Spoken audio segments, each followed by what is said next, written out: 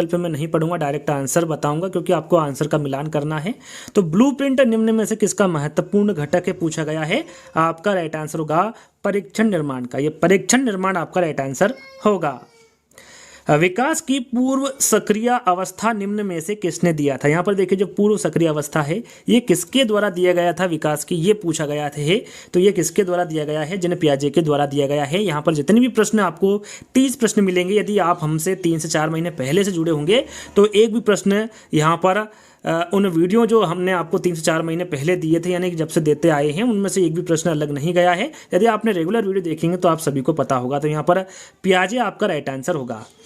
अगला प्रश्न है MPPI परीक्षण का उपयोग निम्न में से किसके मापन में किया जाता है। सृजनात्मक, संप्राप्ति, बुद्धि या फिर व्यक्तित्व। तो यहाँ पर आपका राइट आंसर होगा व्यक्तित्व। याद रखिएगा MPPI परीक्षण का जो उपयोग है यह व्यक्तित्व मापन में किया जाता है।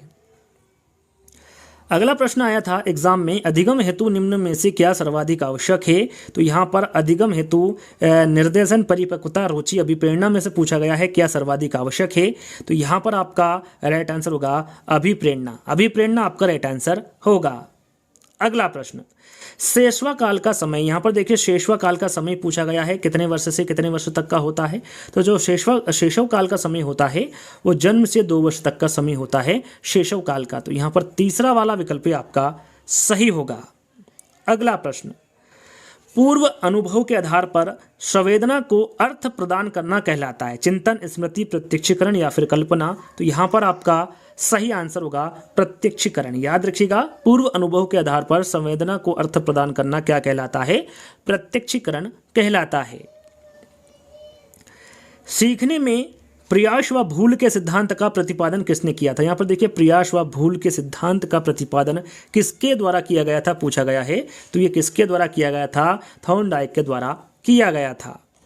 औसत बुद्धि वाले बालकों का बुद्धि लब्धि स्तर यहाँ पर पूछा गया है। देखिए औसत बुद्धि वाले बालकों का बुद्धि लब्धि स्तर पूछा गया है। तो कितने से कितने तक का होता है, तो 90 से 109 तक का जो स्तर होता है ये किसका होता है, औसत बुद्धि वाले बालकों का बुद्धि लब्धि स्तर होता है। निम्न में से कौन तरल क्रिस्टली बुद्धि के प्रतिमान के प्रतिपादक थे, स्किनर, बर्नर, थॉर्नडाइक या फिर केटल। यहाँ पर देखिए एक वीडियो हमने बनाया था जिसमें आपको 70 या फिर 75 सिद्धांत से संबंधित प्रश्न दिए गए थे। यदि आपने वो वीडियो देखकर गए होंगे तो ये जितने भी यहाँ पर सिद्धांत पूछे थे या फिर प्रतिपादक पूछे थे एक भी अलग नहीं है, उससे अलग प्रश्न नहीं पूछा गया है। तो यहाँ पर तरल क्रिस्टली बुद्धि के प्रतिमान के प्रतिपादक के बारे में पूछा गया है। तो आपका राइट आंसर क्या होगा, केटल। 4th वाला विकल्प आपका सही होगा। क्रिया प्रसूत अधिगम सिद्धांत का प्रतिपादन ये किसके द्वारा किया गया था, स्किनर, हेगार्टी, थॉर्नडाइक या फिर हल। तो यहाँ पर आपका राइट आंसर होगा स्किनर। क्रिया प्रसूत अधिगम सिद्धांत का प्रतिपादन किसके द्वारा किया गया था, स्किनर के द्वारा किया गया था। कोहलर अपने प्रयोग से यहाँ सिद्ध करना चाहते थे कि अधिगम मानव का अधिगम प्रयोजन पूर्ण है, जानवरों में मनुष्य से श्रेष्ठ है, एक स्वतंत्र क्रिया है या फिर समग्र परिस्थिति का प्रत्यक्षीकरण है। तो यहाँ पर 11वें का आंसर होगा कोहलर अपने प्रयोग से यहाँ सिद्ध करना चाहते थे कि अधिगम समग्र परिस्थिति का प्रत्यक्षीकरण है। यहाँ पर 4th वाला विकल्प आपका सही होगा। किसने पाठ योजना की पंचपद प्रणाली प्रतिपादित किया था। यहाँ पर पंचपदी प्रणाली के बारे में पूछा गया था आपसे, ये किसने प्रतिपादित की थी, ब्लूम, किलपैट्रिक, हर्बर्ट या फिर जॉन डीवी। सभी के सभी सरल प्रश्न थे। यदि आपने 3 से 4 महीने पहले से तैयारी आपकी करके रखी है तो आप यहाँ पर डेफिनेटली 30 में से 30 अंक प्राप्त कर सकते हैं। इस प्रकार का आज आपसे आपका जो बाल विकास का प्रश्न पत्र है यानी 30 प्रश्न है उस प्रकार के पूछे गए थे। तो 12वें का आंसर आपका होगा यहाँ पर हर्बर्ट। यहाँ पर हर्बर्ट ने पंचपदी प्रणाली प्रतिपादित की थी। तीसरा वाला विकल्प आपका सही होगा। चलिए, निम्नलिखित में से ग्रंथियों के आधार पर व्यक्तित्व के विभिन्न प्रकारों की चर्चा किसके द्वारा की गई है, स्पेंजर, केनन, जूंग या फिर क्रेसमर। तो 13वें का यहाँ पर आपका आंसर होगा केनन। केनन यहाँ पर आपका राइट आंसर होगा। अगला प्रश्न, सृजनात्मकता मौलिक परिणामों को अभिव्यक्त करने की मानसिक प्रक्रिया है। यहाँ पर जो कथन दिया गया है ये किसके द्वारा दिया गया है, क्रो एंड क्रो, डी हान, ड्रेवहल, कोल एवं ब्रूस के। तो ये जो कथन दिया गया है ये क्रो एंड क्रो के द्वारा दिया गया कथन है। अगला प्रश्न, BF स्किनर के अनुसार बच्चों में भाषा का विकास होता है, ये किसके द्वारा होता है, BF स्किनर के अनुसार बच्चों में भाषा का विकास। तो 15 का यहाँ पर आपका आंसर होगा अनुकरण एवं प्रबलन के फलस्वरूप होता है BF स्किनर के अनुसार बच्चों में भाषा का विकास। मूल प्रवृत्तियों को 14 प्रकार से रिक्तिस्तान ने वर्गीकृत किया है। किसके द्वारा मूल प्रवृत्तियों को 14 प्रकार से वर्गीकृत किया गया है? वुडवर्थ, थॉर्नडाइक, मैकडूगल या फिर ड्रेवर। सभी को पता है, सरल सा प्रश्न है। ये जो मूल प्रवृत्तियां 14 प्रकार की बताई है, किसके द्वारा बताई गई है? मैकडूगल के द्वारा बताई गई है। अगला प्रश्न, किसी दूसरी वस्तु की अपेक्षा एक वस्तु पर चेतना का केंद्रीकरण अवधान है, यह जो कथन है ये किसके द्वारा दिया गया है? मैकडूगल, मन, रास या फिर डमविल। तो यहाँ पर 17 का आंसर होगा आपका डमविल। यहाँ पर जो दिया गया कथन है ये डमविल के द्वारा दिया गया कथन है। निम्नलिखित में से किसका नाम सुजन शास्त्र के पिता से जुड़ा हुआ है? यहाँ प्रश्न भी हम काफी बार आपको बता चुके हैं। सुजन शास्त्र के पिता से किसका नाम जुड़ा हुआ है? वुडवर्थ, रास, गाल्टन या फिर क्रो एंड क्रो। तो ये किसका नाम जुड़ा हुआ है? गाल्टन का नाम जुड़ा हुआ है। तीसरा वाला विकल्प आपका आंसर सही होगा। 12 वर्ष से 16 वर्ष के बालकों हेतु हिंदी में डॉक्टर एस जलोटा ने कौन सा परीक्षण प्रतिपादित किया था? चित्रांकन परीक्षण, आर्मी अल्फा टेस्ट, साधारण मानसिक योग्यता परीक्षण या फिर अशाब्दिक बुद्धि परीक्षण। तो ये इन्होंने कौन सा परीक्षण प्रतिपादित किया था? तो इन्होंने साधारण मानसिक योग्यता परीक्षण का प्रतिपादित किया था। किन्होंने? डॉक्टर एस जलोटा ने। तो यहाँ पर तीसरा वाला विकल्प आपका सही होगा। अगला प्रश्न, बुद्धि के द्विकारक सिद्धांत के प्रतिपादक कौन है? देखिए यहाँ प्रश्न पहले भी पूछा जा चुका है, स्टर्न, बर्नन, स्पीयरमैन या फिर थॉर्नडाइक। तो इसके बारे में आप सभी को पता है ये किसके द्वारा दिया गया है? स्पीयरमैन के द्विकारक सिद्धांत के बारे में पूछे या फिर त्रिकारक सिद्धांत के बारे में पूछे, दोनों ही सिद्धांत किसके द्वारा दिए गए हैं? स्पीयरमैन के द्वारा दिए गए हैं। कोहलर निम्न में से किससे संबंधित है? अधिगम के सिद्धांत से, व्यक्तित्व के सिद्धांत से, विकास के सिद्धांत से या फिर अभिप्रेरणा के सिद्धांत से? कोहलर किससे संबंधित है ये पूछा गया है, तो ये अधिगम के सिद्धांत से संबंधित है कोहलर। मैकडूगल के अनुसार मूल प्रवृत्तियों की संख्या यहाँ पर पूछी गई है। देखिए थोड़ी देर पहले यानी कि ये प्रश्न को घुमा दिया गया है। पहले भी ये प्रश्न पूछा गया था और अब भी ये प्रश्न पूछा गया है कि 30 प्रश्न में 2 बार यह प्रश्न पूछा गया है कि मूल प्रवृत्तियां जो 14 प्रकार की है वो किसके द्वारा बताई गई है, किसके द्वारा वर्गीकृत की गई है। ये प्रश्न थोड़ी देर पहले ही पूछा गया था, तो मैकडूगल के द्वारा की गई है। यहाँ पर फिर वही प्रश्न पूछा गया है कि मैकडूगल के अनुसार मूल प्रवृत्तियां की संख्या कितनी है? तो कितनी है? 14 है। तो तीसरा वाला विकल्प आपका सही होगा। मानसिक उद्वेलन प्रतिमान का प्रयोग निम्न में से किसके शिक्षण हेतु किया जाता है? समस्या समाधान, सृजनात्मकता, अनुप्रयोग या फिर समझ। तो यहाँ पर आपका राइट आंसर होगा सृजनात्मकता। याद रखिएगा, मानसिक उद्वेलन प्रतिमान का प्रयोग सृजनात्मकता शिक्षण हेतु किया जाता है। तो यहाँ पर सेकंड वाला विकल्प आपका सही होगा।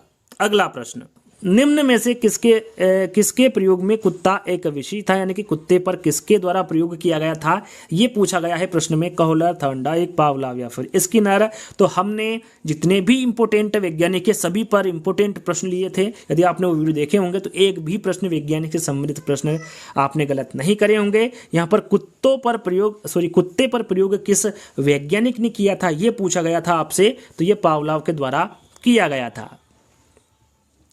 मौलिकता, नमीयता तथा प्रवाह निम्न में से किसके घटक? यहाँ पर देखिए मौलिकता और नमनीयता तथा प्रवाह ये निम्न में से किसके घटक है ये पूछा गया है। तो याद रखिएगा, अभिप्रेरणा के, व्यक्तित्व के, सृजनात्मकता के या फिर बुद्धि के। तो आपका राइट आंसर होगा सृजनात्मकता के। तीसरा वाला विकल्प आपका सही होगा। अगला प्रश्न, युयुत्सा है, चिंतन है, कल्पना है, संवेग है या फिर मूल प्रवृत्ति है? युयुत्सा के बारे में पूछा गया है, तो ये क्या है? ये मूल प्रवृत्ति है। तो यहाँ पर फोर्थ वाला विकल्प आपका सही होगा। अगला प्रश्न, बालकों के सामाजिक विकास को प्रभावित करने वाले तत्व के बारे में पूछा गया है। वंशानुगत तत्व है, शारीरिक तत्व है, सामाजिक परिवेश जन्य तत्व है या फिर आर्थिक तत्व है? तो बालकों के सामाजिक विकास को प्रभावित करने वाले तत्व के बारे में पूछा गया था, तो ये सामाजिक परिवेश जन्य तत्व है। तीसरा वाला विकल्प आपका सही होगा। शारीरिक विकास का एक प्रमुख नियम निम्न में से कौन सा है? यहाँ पर देखिए शारीरिक विकास का एक प्रमुख नियम के बारे में आपसे पूछा गया है, कौन सा है? तो वो कौन सा नियम होगा? द्रुतगामी विकास का नियम होगा। सेकंड वाला विकल्प आपका सही होगा। निम्नलिखित में से कौन सा विकास का सिद्धांत नहीं है? यहाँ पर देखिए विकास का सिद्धांत कौन सा नहीं है ये पूछा गया है। समान प्रतिमान का सिद्धांत, परस्पर संबंध का सिद्धांत, निरंतर विकास का सिद्धांत या फिर अनुकूलित प्रत्यावर्तन सिद्धांत। तो यहाँ पर कौन सा विकास का सिद्धांत नहीं है पूछा गया था आपसे। राइट आंसर होगा अनुकूलित प्रत्यावर्तन का सिद्धांत, ये विकास के सिद्धांत के अंतर्गत नहीं आता है। अंतिम प्रश्न, विकास के परिणाम स्वरूप नवीन विशेषताएं और नवीन योग्यताएं प्रकट होती है। यहाँ पर जो कथन है ये किसके द्वारा दिया गया है? डगलस और हॉलैंड के, मेरेडिथ के, हरलोक के या फिर गेसेल के। राइट आंसर आपका होगा हरलोक के। जो दिया गया कथन है ये हरलोक के द्वारा दिया गया कथन है। यहाँ पर बाल विकास एवं शिक्षा शास्त्र के 30 प्रश्न के जो आंसर की है, यानी कि जो आंसर आपको बताए गए हैं वो यहीं पर समाप्त होते हैं। अब हम यहाँ पर हिंदी के 30 प्रश्नों के बारे में आपको बताएंगे, उनके आंसर बताएंगे। तो चलिए शुरू करते हैं। हिंदी का जो पार्ट है उसको लेकर आते हैं कि 30 प्रश्न उसमें किस प्रकार के दिए हुए हैं। शुरुआत करते हैं। यहाँ पर देखिए हिंदी में पहला प्रश्न आपसे पूछा गया था, निम्नलिखित में से मौखिक अभिव्यक्ति का रूप है। यहाँ पर आशु भाषण, श्रुतलेख, सुलेख और शुद्ध वर्तनी, इन चारों विकल्पों में से आपको बताना था कि मौखिक अभिव्यक्ति का कौन सा रूप है। राइट आंसर आपका होगा आशु भाषण। याद रखिएगा पहला वाला आपका विकल्प सही रहेगा। आशु भाषण अभिव्यक्ति का एक रूप होता है। हिंदी भाषा की बोलियां, यहाँ पर देखिए हिंदी भाषा की बोलियां के बारे में आपसे पूछा था 22 से 18 है, 25 है या फिर 15 है। तो आप सभी को पता होगा इसका आंसर हिंदी भाषा की जो बोलियां हैं वो कितनी है? 18 है। तो यहाँ पर सेकंड वाला विकल्प आपका सही होगा। चलिए, सामाजिक शब्द में मूल शब्द और प्रत्यय, यहाँ पर देखिए सामाजिक शब्द में मूल शब्द और प्रत्यय पूछा गया था। तो सबसे पहले मूल शब्द आपको देखना है, उसके बाद प्रत्यय शब्द आपको देखना है। सामाजिक शब्द में समाज प्लस इक है, सा प्लस सामाजिक है, समा प्लस जिक है या फिर समाज प्लस इक है। तो यहाँ पर आपका सही आंसर होगा, यहाँ पर जो मूल शब्द होगा वो समाज होगा और जो प्रत्यय शब्द होगा वो इक होगा। तो यहाँ पर पहला वाला विकल्प आपका सही होगा। तद्भव पत्रिका के संपादक का नाम, यहाँ पर देखिए तद्भव पत्रिका के संपादक का नाम आपसे पूछा गया है। अखिलेश है, हरे प्रकाश उपाध्याय है, विश्वनाथ प्रसाद तिवारी है या फिर लीलाधर जगुड़ी है। तो यहाँ पर आपका सही आंसर होगा अखिलेश। तद्भव पत्रिका के संपादक के बारे में पूछा गया था तो अखिलेश आपका राइट आंसर होगा। अगला प्रश्न, 12 बरस लो कुकर जीवे, अरु 13 लो जिए सियार। इस पंक्ति जो यहाँ पर पंक्ति दी गई है ये किसकी है? यहाँ पर पंक्ति पूछी गई है जगनीक की है, नरपति नाहला की है, चंद्रबरदाई की या फिर विद्यापति की। यहाँ पर जो पंक्ति दी गई है ये किसके द्वारा दी गई है? राइट आंसर आपका यहाँ पर होगा जगनीक की। जो दी गई पंक्ति है ये जगनीक के द्वारा दी गई पंक्ति है। अकाल का पर्यायवाची, यहाँ पर देखिए अकाल का पर्यायवाची पूछा गया है। अपरिहारी है, अंधियारा है, अक्षत है या फिर दुर्भिक्ष है। तो अकाल का जो पर्यायवाची शब्द होता है वो दुर्भिक्ष होता है। क्या होता है? दुर्भिक्ष। यहाँ पर फोर्थ वाला विकल्प आपका सही होगा। यहाँ पर देखिए एक मिश्रित वाक्य पूछा गया था, मिश्र वाक्य पूछा गया था। निम्नलिखित वाक्यों में से कौन सा मिश्र वाक्य है? क्या अध्यापकों के सम्मुख छात्र पढ़ते हैं? अध्यापक देखते हैं कि छात्र पढ़ते हैं? छात्र पढ़ते हैं और अध्यापक उन्हें देखते हैं या फिर अध्यापकों के सम्मुख छात्र पढ़ते हैं? यहाँ पर मिश्रित वाक्य आपको बताना था। राइट आंसर आपका होगा अध्यापक देखते हैं कि छात्र पढ़ते हैं। ये जो यहाँ पर दूसरा वाला जो विकल्प होगा ये मिश्र वाक्य या फिर मिश्रित वाक्य होगा। सेकंड वाला विकल्प आपका यहाँ पर बिल्कुल सही आंसर होगा। जिसकी पूर्व से कोई आशा ना हो के लिए एक शब्द क्या है? अनाहुत है, अपरिमेय है, अप्रत्याशित है या फिर प्रत्याशा है। राइट आंसर आपका 38 का होगा अप्रत्याशित। जिसकी पूर्व से कोई आशा ना हो उसके लिए एक शब्द क्या होगा? अप्रत्याशित होगा। चलिए, अगला प्रश्न है श ध्वनि का उच्चारण स्थान क्या है? यहाँ पर देखिए जो श ध्वनि है इसका उच्चारण स्थान पूछा गया है। दंतालु है, तालु है, मूर्धा है या फिर दंत है। राइट आंसर आपका यहाँ पर हम डायरेक्ट 38 से 48 पे आ गए। यहाँ पर हमें थोड़ा सा ऊपर चलना था, उसके लिए सॉरी। तो यहाँ पर देखिए 38 से हम यहाँ पर 39वां प्रश्न यहाँ पर देखेंगे। मुझसे उठा नहीं गया वाक्य में वाच्य। यहाँ पर देखिए मुझसे उठा नहीं गया वाक्य में वाच्य आपको बताना था। इनमें से कोई नहीं, भाववाच्य है, कर्मवाच्य या फिर कर्तवाच्य है। राइट आंसर आपका 39 का होगा भाववाच्य। मुझसे उठा नहीं गया इस वाक्य में कौन सा वाच्य होगा? भाववाच्य होगा। निष्कपट, निष्कपट शब्द का संधि विच्छेद क्या? यहाँ पर देखिए इसका संधि विच्छेद आपको करना था। निष्कपट का संधि विच्छेद क्या होगा?